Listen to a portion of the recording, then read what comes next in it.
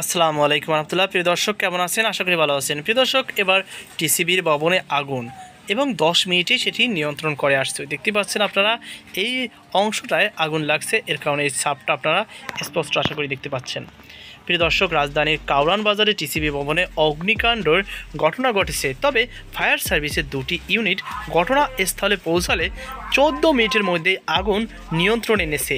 রোববার 23 ফেব্রুয়ারি রাতে fire service নিয়ন্ত্রণ কক্ষের ডিউটি অফিসার রফিকুল ইসলাম এ তথ্য নিশ্চিত করেছেন। তিনি বলেন, রাত 8:54 আগুনের খবর পায় ফায়ার সার্ভিস। পরে 2টি ইউনিট ঘটনাস্থলে পৌঁছালে রাত 9:08 আগুন নিয়ন্ত্রণে আনে। প্রাথমিকভাবে অগ্নিকাণ্ডের কারণ ও ক্ষয়ক্ষতির পরিমাণ জানতে পারেনি ফায়ার সার্ভিসের ওই কর্মকর্তা।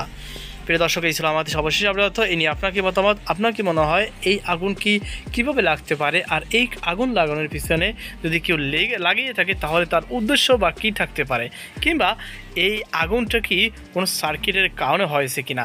এটা জাস্ট ইমেজিং যে কয়টি কারণ হতে পারে সেটি আপনাদেরকে বললাম, এই আর কি।